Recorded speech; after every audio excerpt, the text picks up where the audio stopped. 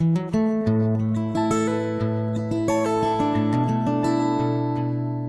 1928, Josemaria Escriva was a young priest in Madrid.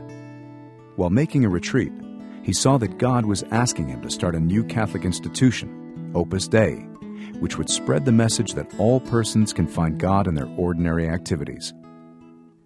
He set to work, but the social and political situation was hardly favorable. During the 1930s, Spain suffered a great deal of ideological conflict and turmoil.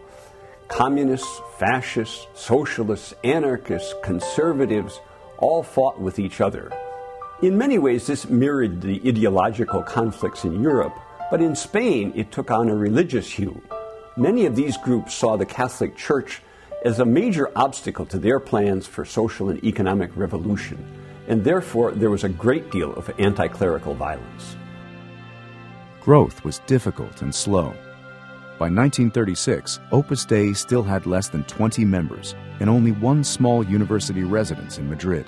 And while Father Josemaría was planning to expand to Valencia and Paris, the situation in Spain became dire.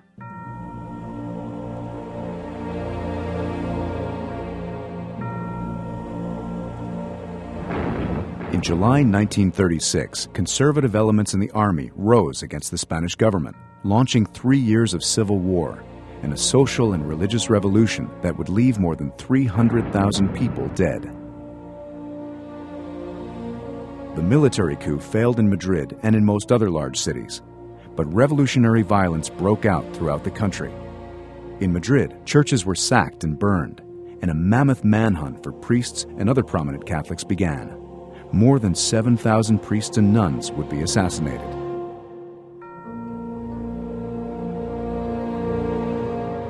Father Josemaría immediately closed the residence and began wearing layman's clothes. He had to keep moving, hiding for a few nights at a time in the homes of friends.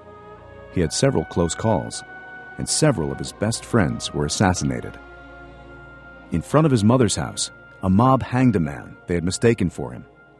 He suffered deeply because he could not say Mass or administer the sacraments. In October, Josemaría found refuge in an insane asylum where he feigned madness. He celebrated Mass often in his room, despite the danger of being discovered and denounced by members of the staff. He spent most of his day praying for the Church, the members of Opus Dei, and for all Spaniards on both sides of the conflict. When the asylum was no longer safe, Josemaría found protection in the consulate of Honduras. For 6 months, he, his brother, and 4 members of Opus Dei all lived in one small bedroom. He lost so much weight that when his mother came to visit, she didn't recognize him. He celebrated Mass often, preached frequently, and helped the others to turn this forced inactivity into an opportunity to grow in their spirit of prayer and sacrifice. Despite the prevailing atmosphere of intense partisanship, he refrained from criticizing the Republican authorities or joining in celebration of nationalist victories.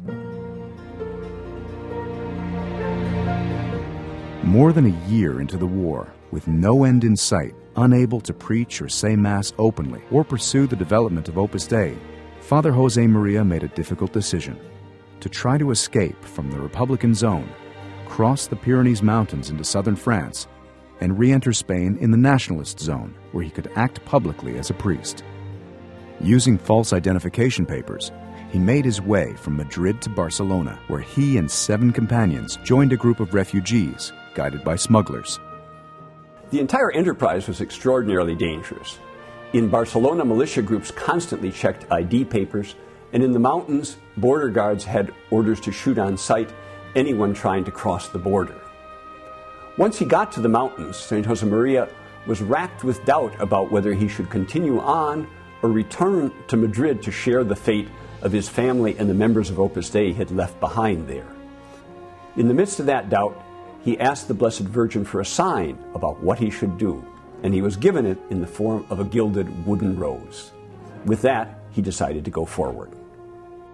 Nearly starved and weakened by months of inactivity, he barely survived the series of harrowing night marches through the mountains in the winter cold.